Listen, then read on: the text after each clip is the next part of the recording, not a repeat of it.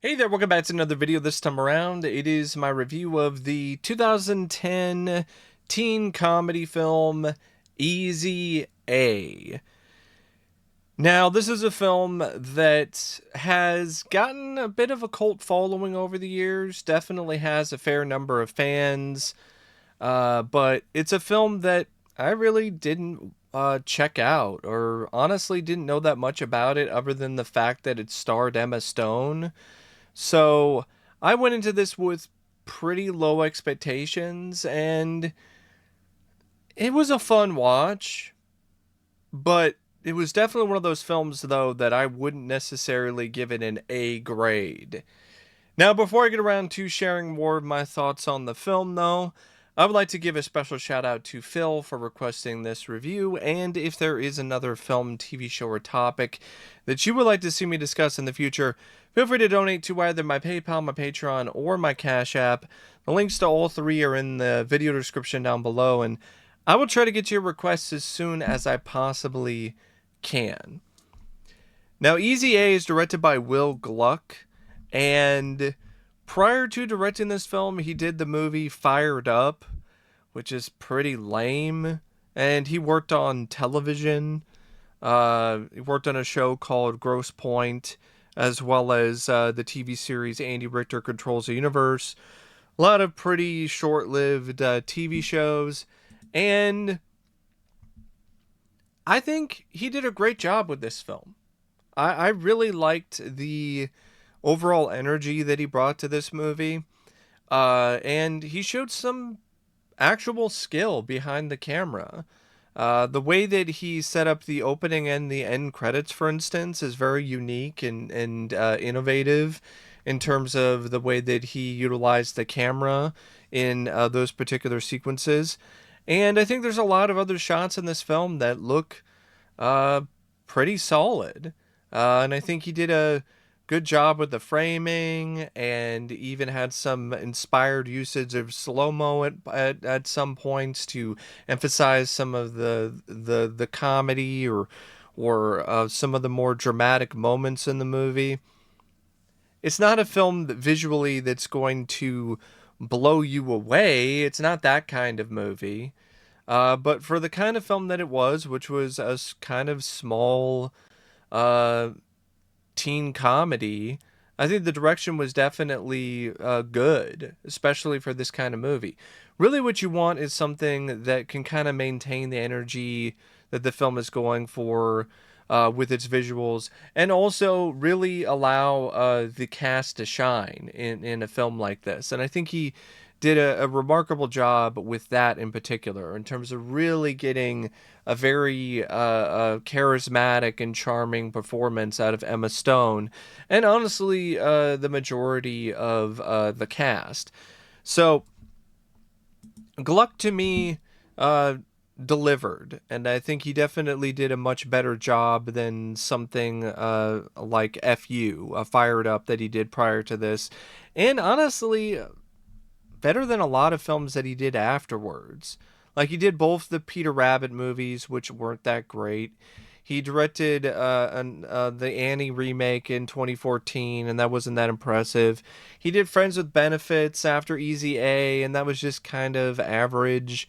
He did do Anyone But You, though, with Sydney Sweeney, and I felt that that was closer to what he brought to Easy A's. And that film was successful enough that that pretty much got him back on the map. So he's directing another film that's going to come out in 2026. And, you know, he's definitely found a wheelhouse. Like, he's a good teen comedy rom-com kind of director. And there's always a space for those kind of directors in Hollywood. And if it's not in theatrical releases, it's definitely something that is very much in demand when it comes to a lot of streaming services. The screenplay is by Burt V. Royal, and honestly, the script is really the main reason why I do not feel comfortable giving this film an A grade overall. This is more of a B or a B minus screenplay, and it's one of those films where I think the concept of it isn't necessarily the worst thing. Like, in a lot of ways, it's kind of a modern adaptation of The Scarlet Letter. And it deals with this teen named Olive who is in high school, and for years she was basically a ghost. Nobody really cared that much about her. But when she succumbed to a bit of peer pressure from her friend and created a little lie about having sex with a boy, it then spread around the school, and then because she liked the attention, she just wound up making it into an even bigger lie, and then putting lies on top of lies, and it pitted the school against her, and it ruined her reputation, and she has to find a way to clear her name, and she's doing that with these webcasts, which are really how the film is set up when it comes to its framing, when it comes to the plot.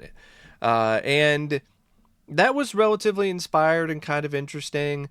And I do think that it does a good job when it comes to the characters, giving them a lot for the audience to really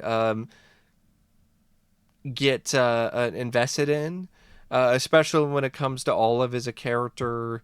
You get to see her before the rumors, and then you get to see her afterwards, and you get to see a lot of different aspects of her personality really start to shine through, and you really get to see a character who goes through a pretty significant arc throughout the course of the film.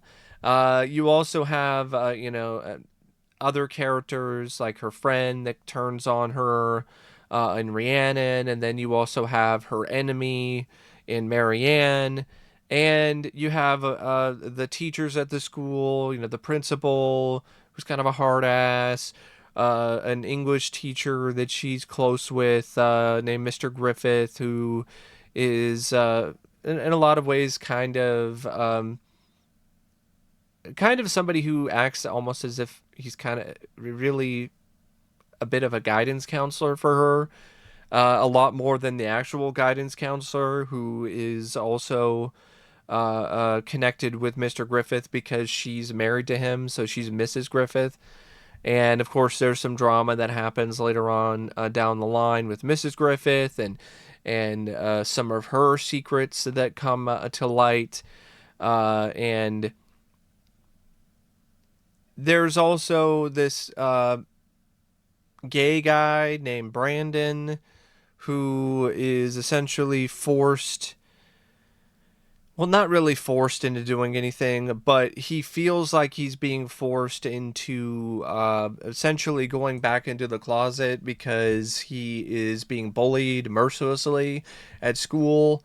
And I know this is 2010, so things were definitely a little bit different, maybe a little less progressive overall in some ways, in some places. But the message here is flawed, and I don't really like it. And that's a large chunk of the plot of this movie, is that Brandon goes along with the lie and agrees to be the boy that Emma Stone had sex with. And then Olive and Brandon, they wind up doing this whole charade, where they act like they're having sex in a bedroom at a party that a popular girl is hosting. So then the lie can get cemented further, and Brandon can essentially be accepted as one of the guys and accepted as being straight. And I understand it's trying to have a little bit of commentary about the pressures that young gay men face, when it comes to that kind of thing, especially in a school environment. But it's just kind of a warped message, really. And it really doesn't seem like by the end Brandon is really, it didn't even seem like he really necessarily even had to do that to begin with. See, that's the kind of then that kind of bugs me with it, is that it really does kind of go out its way to kind of normalize that, and then he just is very open about it later anyway. So it's kind of like, okay, well, why didn't he even need to go through all of that to begin with? You know, it's like one of those things. Um, and that's kind of really how a lot of the drama is with Easy A. A lot of the drama with this story is very forced and kind of manipulative, and it's not really something that really feels like it's a very natural or has anything to it that feels like it has any real teeth or any real concrete structure to it, or basis in actual reality. Because to be perfectly honest, while there might be some young women, some girls who have experiences of being slut shamed in high school, they are not probably the only one. A lot of drama in high school is not related to just one singular person having a bad reputation, and then that literally turning the whole school against them. Like, it just felt like it was very manufactured drama, and it just didn't really feel like it had any real strength to it. And that's really the crux of this story. And that's why it's like a B minus to me, because it just didn't really feel like it was real. It didn't feel like it had any real weight to it, beyond what the screenwriter was trying to convey with, honestly, a lot of lazy cliches, which is interesting because this script goes out of its way to try to poke fun at cliches of teen comedies and have a bit of satire when it comes to those kind of things. But then it also wants to essentially embrace the teen comedy, like a John Hughes film, or films like Can't Buy Me Love, because it has a reference to Can't Buy Me Love at the end, and then it also has a few different references to other John Hughes films at certain points throughout it. So it's like the screenwriter, he wants to have his cake and eat it too. And I don't really think that's something that necessarily works as well as he thinks it does, because it just kind of makes the whole like tongue-in-cheek vibe of like, of Olive really loving these old John Hughes movies, or wishing that some guy would hold up a stereo speaker like John Cusack and say anything. And it has this very snarky tone about it, as if it's kind of sniping those things along the way, instead of being a loving tribute to them. And the best elements of this aren't even really the comedy either.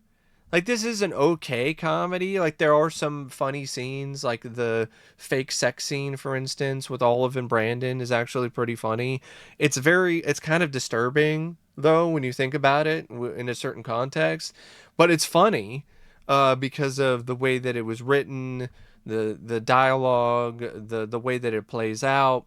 There's some funny exchanges between Olive and her parents, or Olive and her teachers. There's a few moments with Olive and Marianne that can get a chuckle or two. But there's not really a lot of moments in this where I think it creates like giant laughs. And it's also not a film that has really a lot of memorable dialogue either, like something along the lines of Mean Girls, which I think this is definitely trying to tap into a little bit of that audience. And like I said, a lot of the drama just feels very forced, and it really hurts the film, because it just feels like it's not really something that has a lot of consistency, or overall weight to it. It's just a little too risky, but in a bad way. It's like it's trying to do all these things with what's going on with Olive and her lies, and how people in the school are reacting to it, and how she, because of her nature, is willing to continue to go along with a lie, or because she feels bad for other people, she's willing to fall on the sword for them, stuff like that. But because of the fact that the drama just doesn't feel like it's real, that doesn't really have as much strength as it should. And then also on top of that, it's a romance, but the romance is kind of weak. Like, you get the idea that Olive is definitely into Todd. Like it seems like those two really feel like they're a better match than Olive would be with anyone else, and it just feels inevitable. And so there's a certain predictability with that as well. And it does, the script does do a good job in terms of making them feel like they're meant to be with one another, and having these moments between the two that really are cute and charming. But that doesn't really happen in like over an hour into the movie, kind of, when they really start to notice each other in a way that's beyond just the two being friends. And so I think that was definitely a little late in the game as well, because it felt like Olive was just wasting her time with, trying to maintain this reputation of being this school floozy, and then proving a point with the A on her chest, and trying to be like the Scarlet Letter protagonist, and then trying to find a way to defeat her rival in Marianne. But then she becomes friends with her, but only for a little bit, because then there's other drama that comes in and ruins that. And there's a lot of misunderstandings that put a wedge between the two. And there's a lot of unresolved kind of stuff too, in my opinion, when it comes to the script. For instance, the whole back and forth relationship between Olive and her friend Rhiannon. I felt that was one of the most poorly written parts of the screenplay. It really felt like the writer, he just didn't put that much effort into that at all. He just felt like it was an afterthought. And I don't think that was necessarily the best decision to make, because it sets up Olive and Rhiannon as best friends at the start of the film. Like, they're supposed to be close with one another. And then the way that Rhiannon acts throughout the course of the film, once Olive becomes more popular or more noticed, or has a target on her back, she just becomes progressively more and more of a total bitch. And you think that it's set up in a way where she's going to get some comeuppance. Olive's going to see right through her and see her for who she really is, and dump her, because really that's what any sane person would do in this particular situation. But instead, it's like the Disney Channel type of ending where, I feel bad, I'm sorry, I let's still be friends, that kind of thing. And I'm like, no. Like, the way that she acted, the way that she handled everything, that's not what a friend would do. Like, especially a best friend. Like, a best friend wouldn't act that way to begin with. So I don't really think that was necessarily earned. And that's a lot of the film. Like, a lot of the arcs that happen throughout this story, they just feel like they're kind of unearned. And it's not one of those things where it's unearned entirely, but it definitely feels like it's a little unearned. And there's also some drama as well that just feels very played out, and in some cases kind of pathetic. Like the whole stuff with Marianne and her Jesus freak posse, and them trying to make Olive feel bad, and then them not getting nothing really in terms of a comeuppance in the end. That was also a little disappointing. And then the whole stuff with Mrs. Griffith and Mr. Griffith, and Olive feeling bad that Mrs. Griffith, who was having a relationship with one of the students, is now going to be in trouble, and she basically caused the ending of the Griffiths marriage because she told the truth to Mr. Griffith. I'm like, why should she feel bad for that? Why should she feel ashamed for uh, causing a rift in that relationship?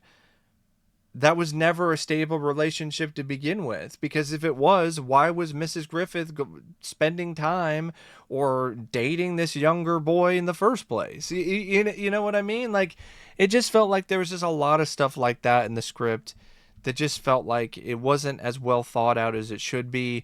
And it definitely felt like the writer put more emphasis on snarky dialogue and that kind of stuff more than the actual weight of the story and the actual plot and the arcs that the characters go through.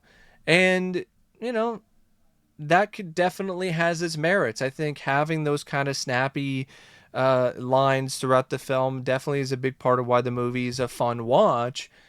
But it's also why the movie just feels kind of like it's more fluff than anything because of the fact that there's more of an emphasis on that and not as much of an emphasis on the more elements that you feel more real and feel more solidified. Now, the cast, on the other hand, I think they do a lot of heavy lifting, and I think they elevate the screenplay and elevate the film, especially Emma Stone. Emma Stone is excellent. She is a total firecracker in this film. She is loaded with charm and charisma. You could definitely tell why she was considered to be a rising star after this film, and why she was picked to do this after she did films like Superbad, because it definitely felt like there was a spark there, and you definitely see that with her. You know, with the scenes like her singing "Pocket Full of Sunshine," the scenes where she's being the shy girl who's kind of in the shadows, and people don't notice her, and then her really almost busting out of the seams, so to speak, when she's now running with the lie and having the A on her chest and dressing provocatively and messing with people. And she does a good job making you sympathize with her despite her putting herself in this massive lie and this pretty bad spot. And you also root for her in terms of her and her battle with Marianne and with the rest of the school. And you also hope that she does find the right guy, or she does find a way to work through these emotions in a more healthy way. Like it's a big part of why the film succeeds is solely because of Emma Stone. I know that there were some other actresses who were considered, including Jennifer Lawrence, but I don't think this would really be the same. And I don't think it would really be as good if you had a different actress in the lead role other than Emma. I would honestly say this might be the best film that I've seen her in as a lead. She's probably had better films in terms of acting performances and other movies, more dramatic roles, so on and so forth. But as like the main lead, I think this is definitely up there when it comes to her career, and I would totally give her an A or even an A plus. Really, she was amazing in this. Penn Badgley, he was also kind of decent. Like, he was one of those performers who, I wouldn't say was amazing or stellar, but I do think he had some good chemistry with Olive. I wish they were together on screen more, to be perfectly honest, to showcase that chemistry. But it's not really a performance that I would say stands out a ton, but it's not a performance that stands out in a bad way either. The other cast members do some good work too. Amanda Bynes in her last film role was Marianne. I thought she was really good. I thought she was good as the nemesis, so to speak, of Olive. I don't think that her performance was bad enough for her to essentially quit acting. But I think it really wasn't this performance that led her to doing that. I think it was a lot of other things that she was dealing with at the time. And to be perfectly honest, Amanda is a very sad story. I think she went through a lot when she was a kid. I don't know if we will ever know the full details of exactly what she went through. But I'm pretty sure that she went through some pretty significant amount of trauma.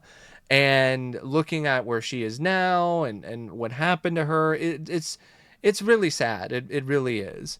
So it's kind of bittersweet watching this film to see her in her last film role. But she was good. I think she did a great job playing that particular character. I mean, she even made a scene where she's sharpening pencils into something that was actually really funny, because she's genuinely talented as a comedian, especially when it comes to physical comedy. She's always been that way, ever since she was on All That or The Amanda Show. Um, Dan Bird is Brandon. He was okay as well. I feel the same way about Ali Michalka as Rhiannon. Uh, Thomas Hayden Church as Mr. Griffith. He had some moments that made me laugh because of his awkward line delivery, but then he had some other moments where I felt that the performance was like a bit off overall. Like he would take it seriously with one take and then he would just kind of half-ass it in another. Like it was that kind of performance for me. Lisa Kudrow played a good bitch of a guidance counselor. Like, man, I hated that character. Like, what a stone cold bitch. Showed her range as an actress too to play such a genuinely unlikable person. And then you got like Patricia Clarkson, who plays Olive's mother, and Stanley Tucci, who plays her dad, and those two were just terrific. They were so much fun. They stole every scene that they were in, to be honest, with their deadpan dialogue and line delivery, and just their overall connection with Emma Stone, and they were easily one of the biggest highlights of the film. Malcolm McDowell as the principal was fun too. It was fun to see Malcolm McDowell in that kind of role. And you had some other actors that you might recognize, like Fred Armisen, who played the pastor, who was the father of Marianne, in a fun, little cameo.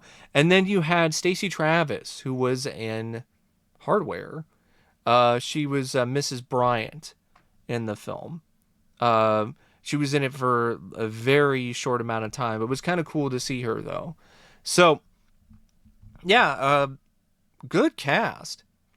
The cinematography by Michael Grady, it's something that I would consider to be solid enough for the kind of movie that Easy A is. But it's not something that I think is anything other than like, a B, that kind of cinematography when it comes to like a grade. The editing by Susan Littenberg, I felt it had a good amount of liveliness to it, and I felt it matched the tone of the film well. The music by Brad Siegel is kind of so-so. The film really has more licensed songs in it than an original soundtrack that really stands out, and it's a good soundtrack. I mean, Pocketful of Sunshine is a bop. And then of course you have Don't You Forget About Me by Simple Minds, and you have a cover of it that's not as good, and you have Change of Seasons by Sweet Thing, and 15 Minutes, and you got a Trouble Is a Friend by Lenka, and you got a good soundtrack here. And it's another thing that definitely adds a lot of added energy and liveliness to the overall film. So, yeah, Easy A is a film that I think is an easy watch, despite some kind of uncomfortable subject matter. Like, it easily could have been something that was more cringe, more awkward, and honestly more unwatchable if it was handled differently. But it really wasn't one of those things. And while I do think that it could have been better in some key areas, namely the screenplay, it's still a fun watch, still a film that I would recommend if you like these kind of films. But anyway, thanks for watching my review of Easy A, and as always, I'll see you later. See ya.